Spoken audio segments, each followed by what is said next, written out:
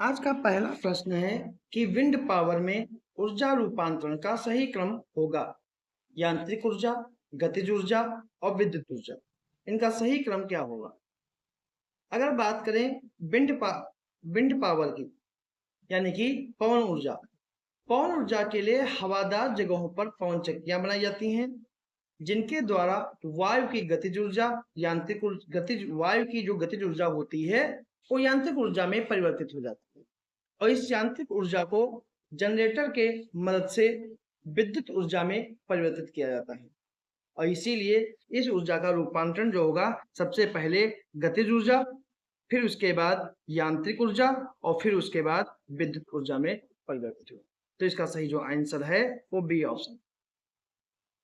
अगला प्रश्न है, निम्नलिखित में उनकी श्यानता के बढ़ते क्रम को व्यवस्थित कीजिए।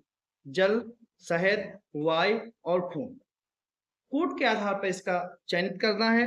2 4 1 3, 3 1 2 4, 2 1 4 3 या 3 1 4 2। जो द्रव जितने गाढ़े होते हैं वह उतने ही अधिक श्यान होते हैं।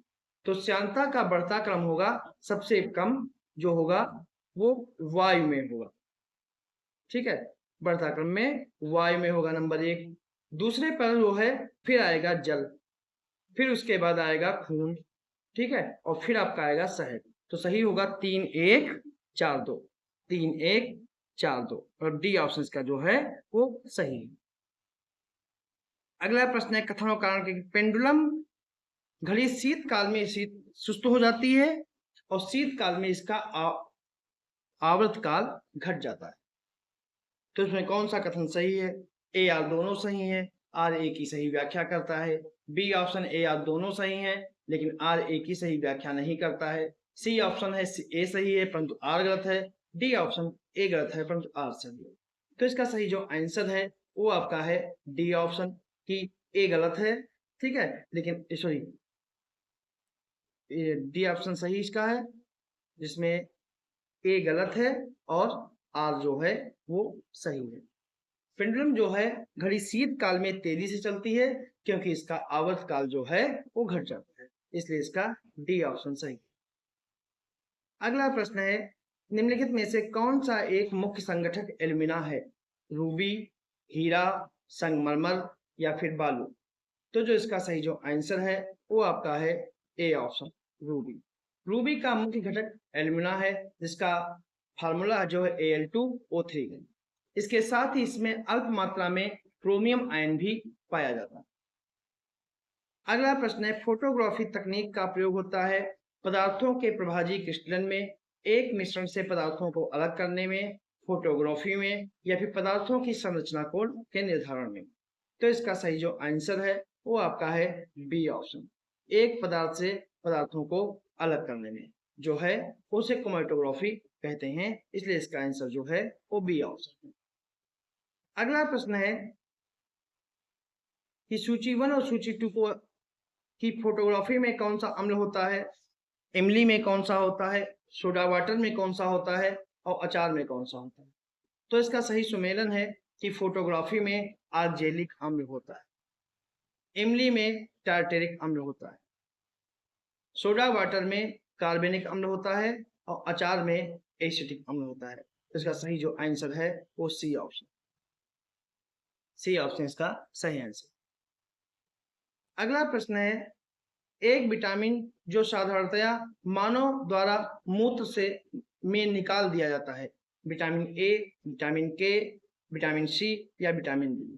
तो इसका सही जो आंसर है वो है विटामिन सी, क्योंकि विटामिन सी जिसे एस्कॉर्बिक अम्ल भी कहते हैं जल में घुलनशील होती है और दैनिक आवश्यकता से अधिक होने पर यह विटामिन अवशोषित तथा संचित नहीं होती है और ये मूत्र के द्वारा सही से निकाल दी जाती है।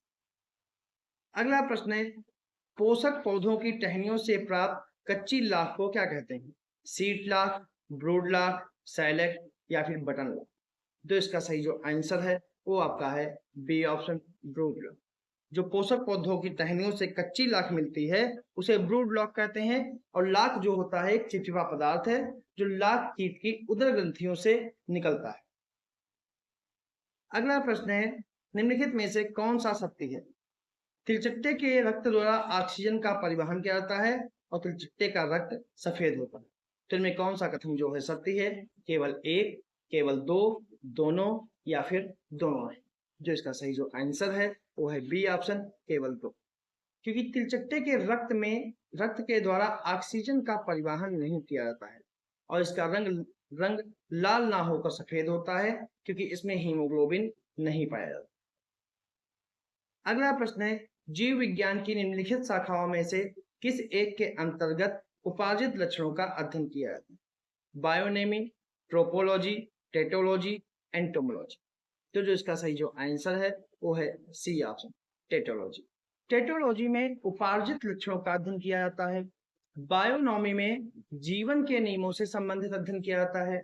ट्रोपोलॉजी में पोषण और पोषण की विधियों का अध्ययन किया जाता है और एंटोमोलॉजी में कीटों का अध्ययन किया जाता है। तो इसका सही जो आंसर है वो हमारा है सी ऑप्शन। अगला प्रश्न है, सूची 1 और सूची 2 को सुमेलित करना है, जिसमें अदरक क्या है, शलजम क्या है, लौंग क्या है और मटर क्या है। तो इसका सही सुमेलन है कि अदरक जो है वो एक प्रकार का तना है, शलजम क्या है, एक प्रकार की जड़ है, लौंग क्या है, एक प्रकार की पुष्पकली है और मटर क्या है, एक प्रकार की साल। तो सही आंसर जो इसका है वो आपका है डी ऑप्शन। अगला प्रश्न है, निम्नलिखित में से कौन सा असत्य है कि किसी भी प्रजाति में गुणसूत्रों की संख्या निश्चित व स्थिर रहती है और गुणसूत्रों की संख्या आयु के साथ परिवर्तित भी हो सकती है? कौन सा कथन सही है? केवल एक, केवल दो, दोनों या फिर दोनों? तो जो इसका सही जो आंसर है वो आपका है बी ऑप्शन, केवल दो। मतलब दूसरा कथन सही है, पहला कथन जो है वो गलत है। क्योंकि किसी भी प्रजाति में गुणसूत्रों की संख्या निश्चित और स्थिर रहती है। ठीक है, इसीलिए प्रश्न के अनुसार पहला कथन गलत है और गुणसूत्रों की संख्या आयु वजन के साथ परिवर्तित नहीं होती, तो इसलिए दूसरा कथन सत्य। अगला प्रश्न है, मैं दूसरा कथन असत्य है और पहला कथन सत्य। अगला प्रश्न है, यदि अग्नाशय के में किसी कारण से खराबी आ जाए तो इंसुलिन नहीं बनेगा, ग्लूकेगॉन नहीं बनेगा, सोमैटोस्टेटिन नहीं बनेगा या उपरोक्त सभी नहीं बनेगा? तो इसका सही जो आंसर है वो आपका है डी ऑप्शन, कि सभी नहीं बने। क्योंकि अग्नाशय एक मिश्रित ग्रंथि है जिसमें पाचक एंजाइम और इसकी लैंगरहांस की दीपिकाओं की बीटा कोशिकाओं से इंसुलिन, अल्फा कोशिकाओं से ग्लूकागॉन और डेल्टा कोशिकाओं से सोमैटोस्टेटिन नामक हार्मोन्स का स्रावन। ठीक है, तो अग्नाशय जो होते हैं उसके लैंगरहांस में कोशिकाएं होती हैं, अल्फा, बीटा और डेल्टा।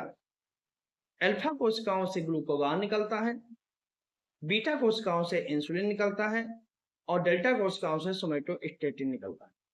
यदि अग्नाशय में किन्हीं कारण से खराबी आ जाएगी तो इन सभी हार्मोन्स का सही रूप से सुचारू रूप नहीं होता है। अगला प्रश्न है, लेजर का किन किन क्षेत्रों में प्रयोग किया जाता है? किसी वस्तु या उत्पाद पर बार कोडिंग करने के लिए या पढ़ने के लिए, उड़ानों को संचालित व नियंत्रित करने में, खगोलीय दूरियों के मापन में या कैंसर व ट्यूमर के इलाज में? तो कौन सा सही है? 1 2 3, 1 और 2, 2 3 4 या फिर 1 2 3 4? तो जो इसका सही जो आंसर है वो आपका है डी ऑप्शन, 1 2 3 4 सारे जो कैंसर जो है चीजें वो सही। अगला प्रश्न है, कथन और कारक है कि गहरा जल सदैव शांत होता है और वहां पर द्रव स्थिति की दाब अधिक होता है। तो इसका सही को क्या करना है? तो इसका सही जो आंसर है वो है ए ऑप्शन, ए या दोनों सही है।